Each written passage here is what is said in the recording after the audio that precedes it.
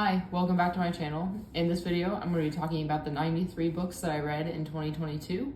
And I just want to preface this by saying that I read some of them multiple times. So if you're like going through this video like, hey, you didn't even talk about 93 books. You just talked about like 80. It's because I reread some of them. So yeah, here we go. I'm going to start out the video by going through my biggest category by far, which is science fiction and fantasy. And the first one I'm going to talk about is this one, The Lost Causes of Bleak Creek by Rhett McLaughlin and Link Neal. I had faith in them because of their creative ideas in GMM and all their other creative pursuits, and they didn't let me down. It was a good one. Next, I read The Clash of Kings by George R.R. Martin. I read Game of Thrones in 2021, and I watched about 4 seasons of the show so far, and I have to say, like, the books, so, you know, I've always liked fantasy, but I've had a hard time getting into, like, big, like, deeper, more elaborate fantasy, and the books are a little slow to me, but they are good, so I am going to keep reading this series. I got a bunch of them for Christmas. Next, one of my favorites recently, The Song of Achilles. I read this for the first time, I think in 2021, maybe it was 2020, and I read it again this year, and it was as good as I remembered. It's a great book, and I recommend it to anyone who likes Greek mythology. And even if you don't, honestly, I read Dune Messiah by Frank Herbert, and I know a lot of like booktubers and people are reading this right now, or like they're reading Dune at least, because of the movie. But I highly recommend Dune Messiah because I think I actually liked it better than the first book, not gonna lie. Next is Charlotte's Web by E.B. White. It was a childhood favorite, so I reread it, and it was kind of meh. Next is The Storm Runner by J.C. Cervantes. It's a Rick Riordan Presents book, which is why I bought it, and it's pretty good. I mean, like, I liked it better than Tristan Strong personally, like, no shade to Kwame and Balia, but I just like this one a little bit better, and one reason I enjoy it is because I think it's a really accurate reaction of a teenager to being like the middle of a prophecy. Next is actually, well, these are in no particular order, like I didn't read them in this order, but I wanted to mention The Mysterious Benedict Society. I started reading it because I watched the show on Disney Plus and got hooked, even though the original reason I started watching it was solely because James Bobbin, or Bobin, however you say it, who's directing some of Percy Jackson, directed some of The Mysterious Benedict Society, so I started watching it just to see his directing style and whatever, and got hooked. And so then I read the first book, and I enjoyed the first book. And next on the list is The House of Hades by Rick Riordan. Of course, it's a good book. Now, I loved the Heroes of Olympus series a lot more as like a teenager when they were first coming out than I do now. Like, they're good and stuff, but I've seen so much like commentary on them and realized some of their flaws and stuff. But like The House of Hades is a classic. So of course, since I read House of Hades, I next read Blood of Olympus. And if you're wondering why I didn't read the whole series last year, it's because I read the first 3 back in 2021, and so I just picked up where I left off and I read Blood of Olympus, which, you know, honestly, everyone complains about the final fight being like too short, but I don't know. I didn't have a problem with that. Next is The Dragon's Tooth by N.D. Wilson. Great book, one of my favorites. Well, it used to be, it has a nostalgic thing for me. It used to be like seriously one of my top 5 books, but I'm not sure it is anymore just because I've read more books and, you know, I'm older, whatever. But I read this whole series, so I read The Dragon's Tooth, The Drowned Vault, and The Empire Bones. Next, I wanted to mention Circe by Madeline Miller. I already talked about The Song of Achilles, and it was just such a fresh take of that myth, or like, you know, what I knew about it, that I really enjoyed it, and I will definitely be reading all of Madeline Miller's books whenever she does come out with more. Next, an old classic of mine, How to Train Your Dragon. I watched the movie with my nephew, so I reread the book. Right, next, I'm going to talk about the Ender's Game prequels. So I reread this because I've read it before, I don't remember when. So read Earth Unaware, it was good. Read Earth of Fire, it was good. Read Earth Awakens, it was good. And then I read The Swarm and The Hive.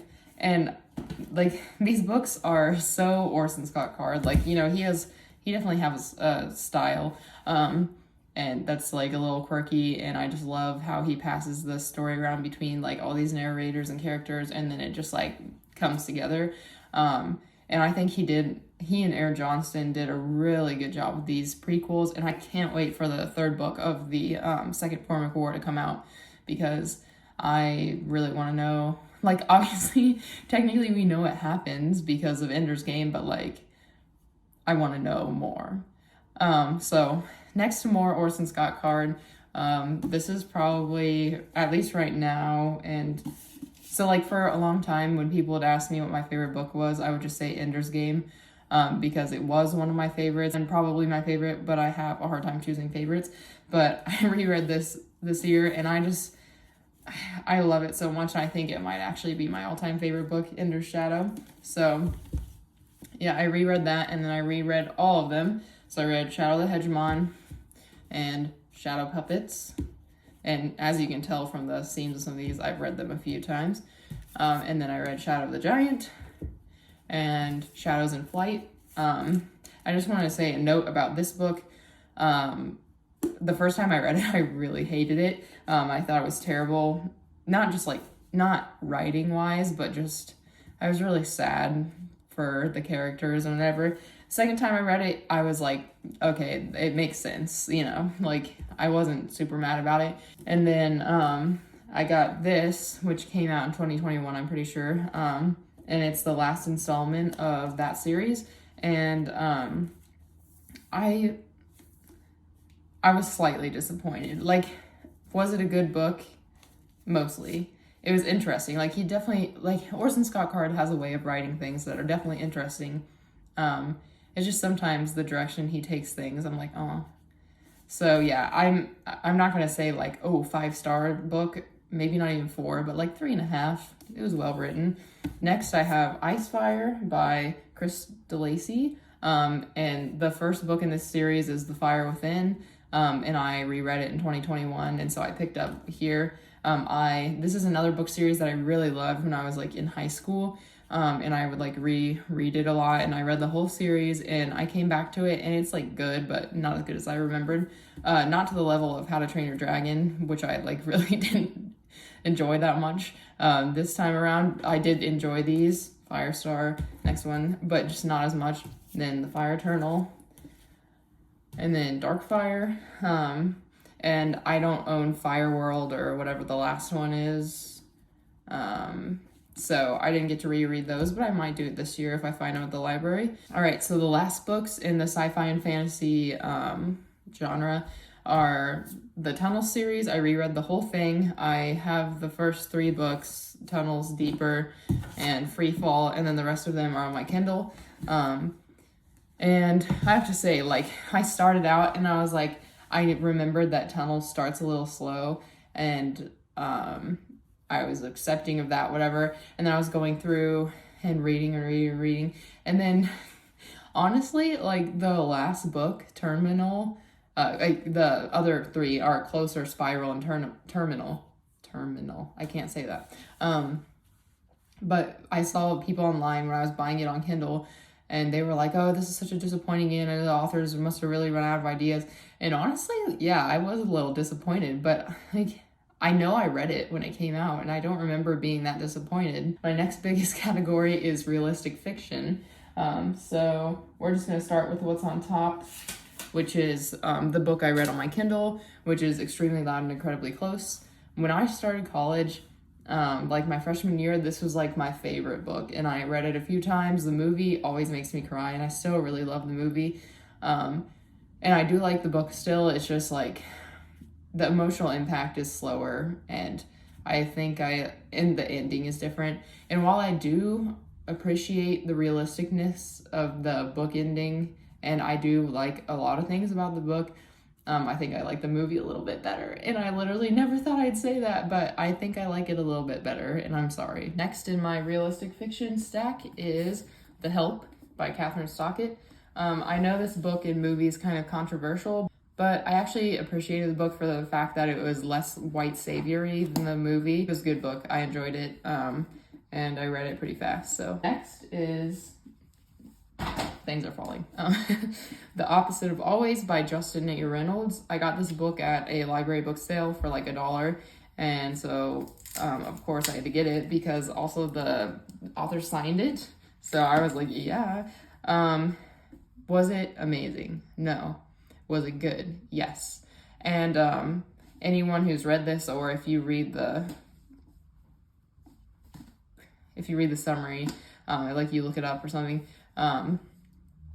you'll see that time travel is involved. So technically it's kind of like fantasy, but like the events of the actual story besides the time travel are so like YA romance, fiction, whatever, that I was like, nah, I'm putting this in the realistic fiction thing. So yeah, it was good, but I don't know if I'll ever reread it. I might actually sell it. I'm not sure.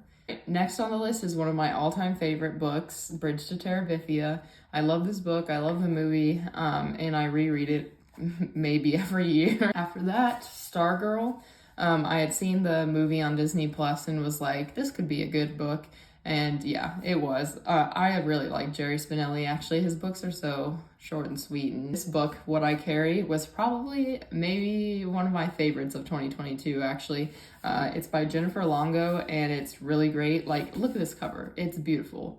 And it's a beautiful story about a girl in foster care. And I love the accurate representation, and yeah, just lots to love about this book, including the fact that the main character loves hiking, and you don't get a lot of that in books, I feel like, especially like young adult books. So I really loved that. Another one that I read this year that was really good was Far from the Tree by Robin Benway. Again, it's about some foster kids, foster adopted kids, and it touches on a lot of subjects, and I really just love, I don't know, like found family narratives and like family being reunited and stuff. So this book was really good. Really enjoyed it. I think we're hitting some of my top books just all in a row here, because next is Radio Silence by Alice Oseman, which is definitely my favorite Alice Oseman novel. I'll preface this by saying I read all 4 of her novels and all the Heartstopper books in 2022. I have not read the novellas, and I am excited to, I hope to, but this was my favorite novel, followed closely by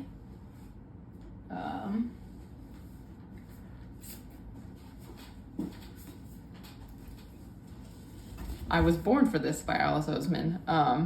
I really enjoyed this book of hers. I didn't expect to. It was actually the last one I read because I was like, oh, I'm not going to enjoy this one as much, but it surprised me and it was really good. So if you're going to read Alice Oseman novels, read these 2.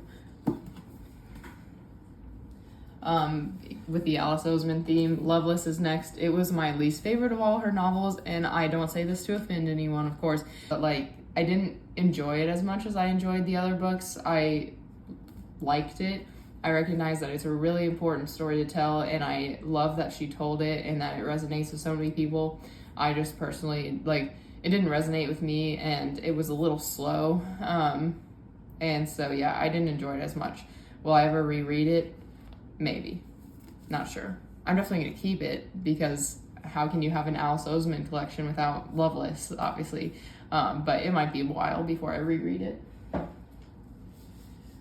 Just to finish out the Alice Oseman stack in this category, Solitaire, it's my second least favorite, so my Alice Oseman novel love goes Radio Silence, I Was Born for This, Solitaire, Loveless.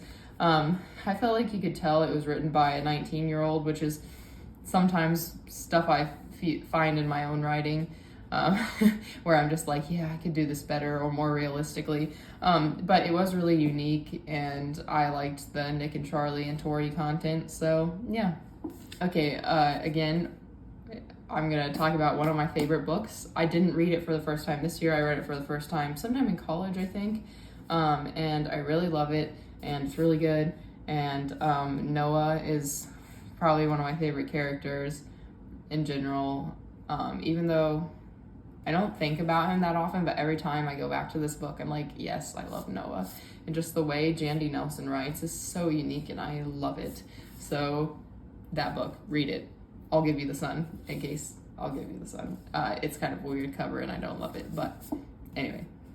I waited for this book for so long because I read What If It's Us a while ago and I wanted this so bad. And then I found online just kind of by chance, like, oh, they're actually writing a sequel. And guess what? You can get signed copies from Barnes & Noble. And it came out last winter and I bought it for myself for my birthday, the signed copy, and I was really excited about it, and it delivered, and it's a great book. I highly recommend this little duo of books, What If It's Us and Here's to Us, but I only read this one this year. So our second to last book in this category is We Dream of Space by Erin Entrada Kelly, and this was such a cute little novel.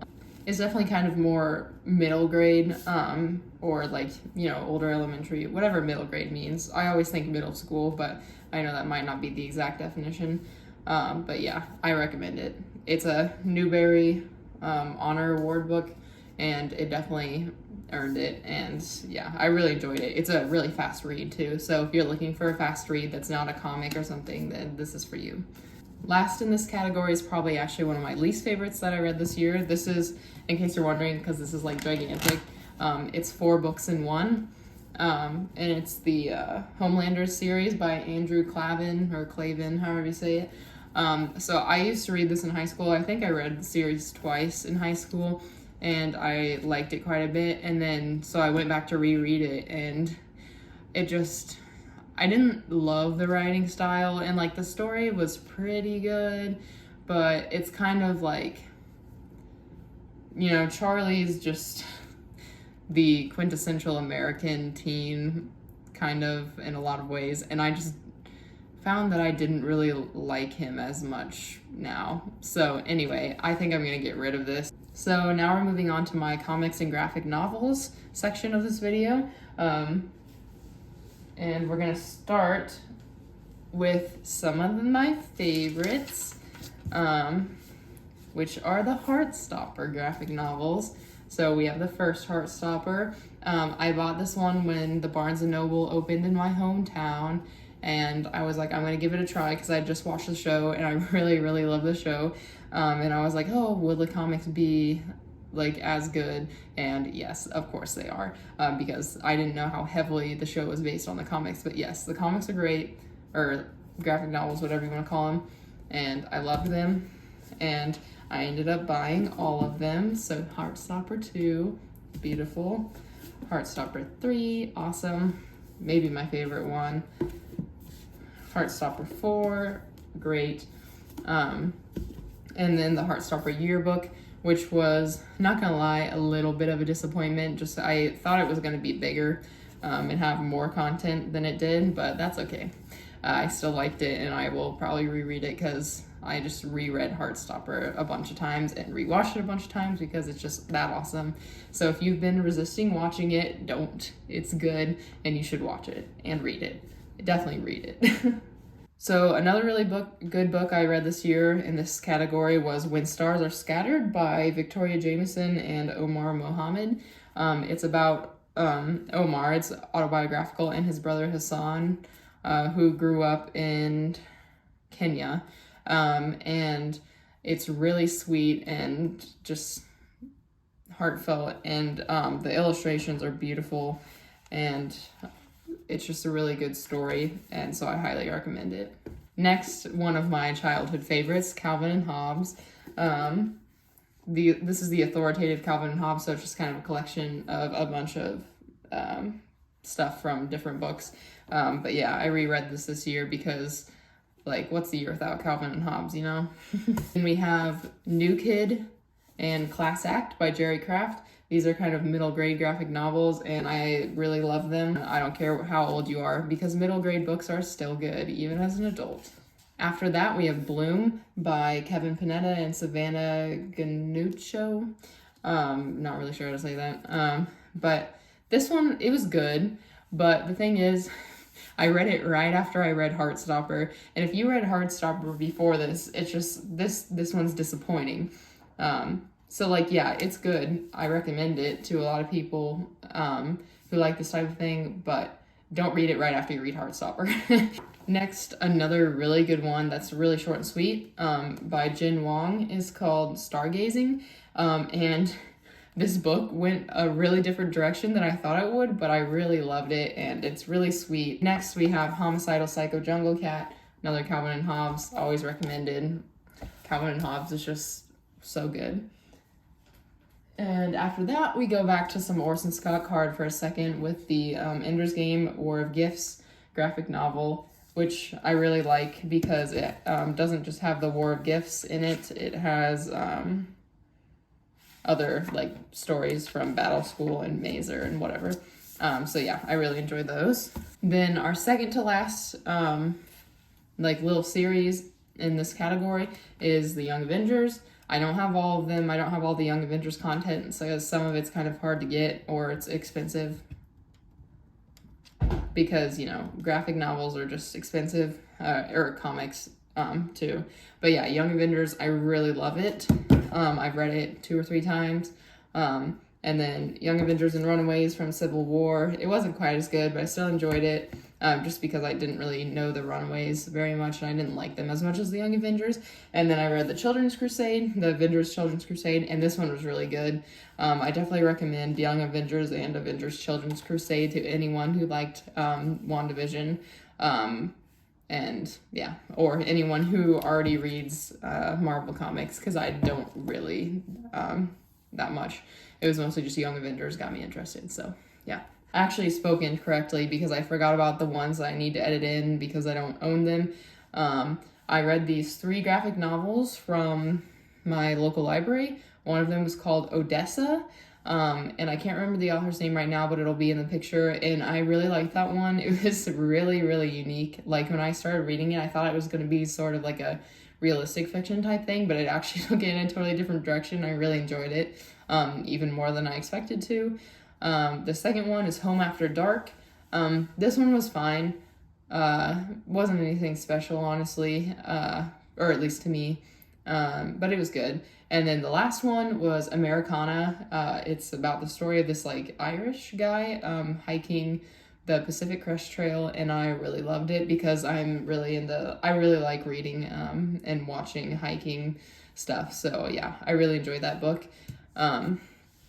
But the actual last thing in this comics and graphic novels section is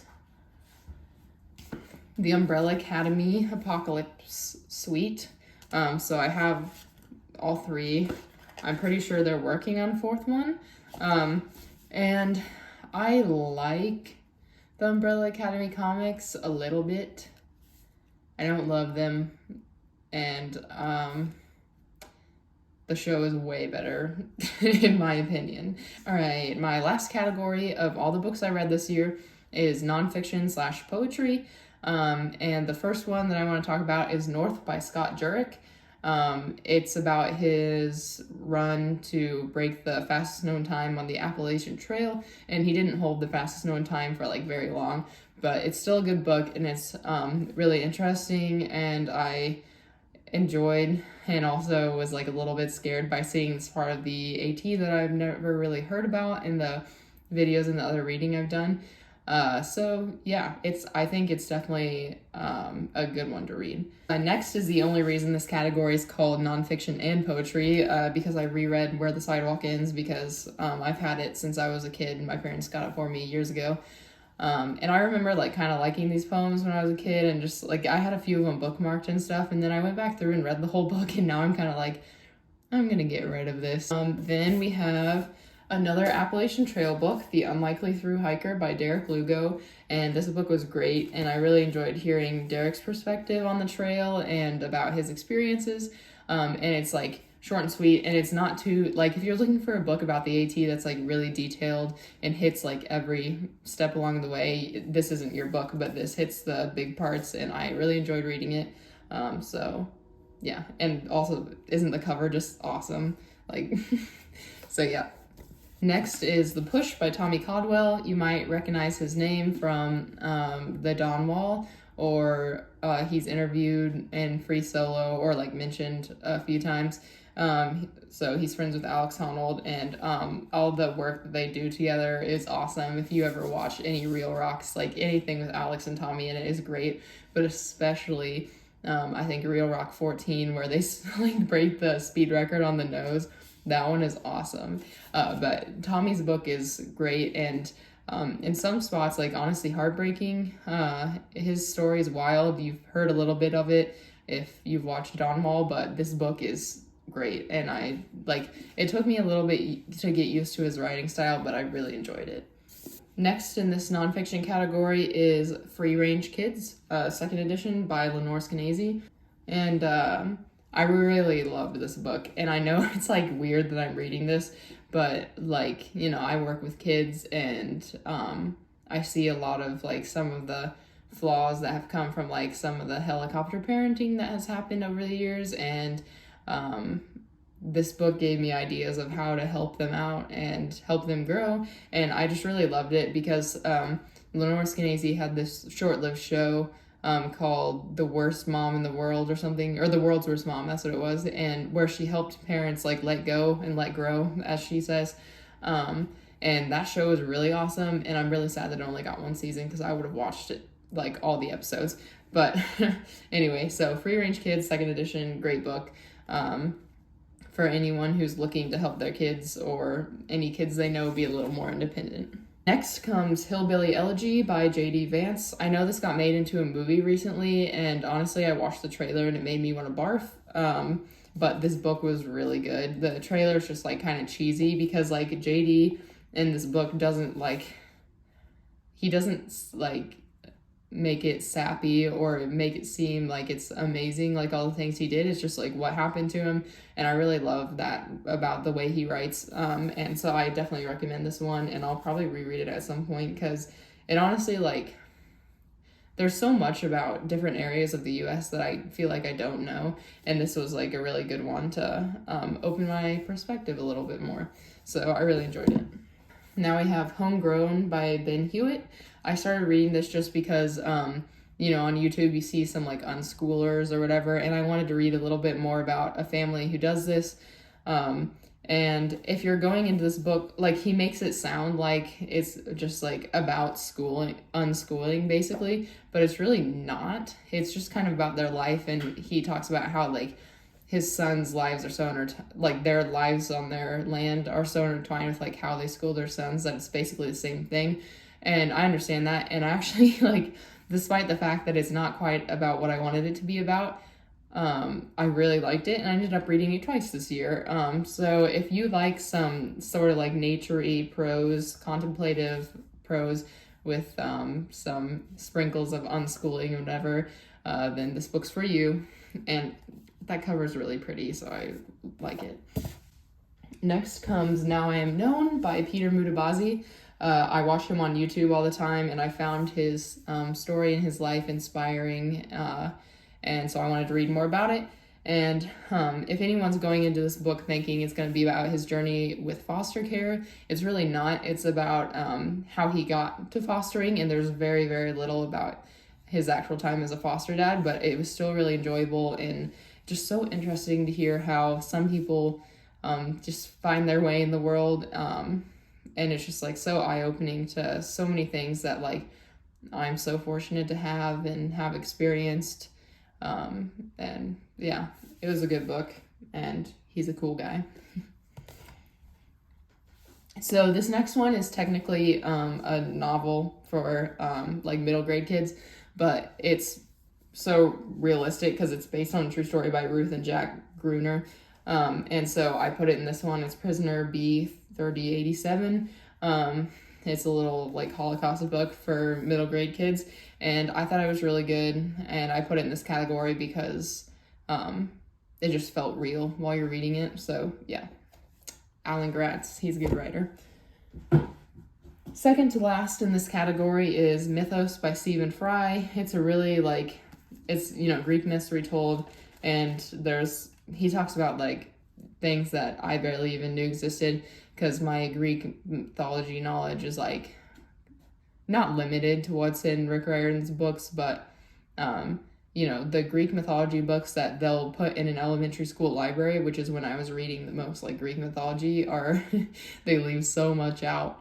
So yeah, it was interesting to see this. And the last book I have, I really enjoyed this one a lot, and I'll definitely be rereading it. And I got such a bargain. I got it at a used bookstore for $4. It's Hamilton the Revolution, and I really, really love Hamilton. And yeah, so reading this was so awesome. And reading it for only $4 and owning it in like really good condition was even better. So yeah, I would highly recommend this for anyone who likes Hamilton. So those are the 93 books that I read this year. Thanks for watching, and if you stuck around until the end, you're awesome. Be sure to subscribe, and I'll see you guys in the next video.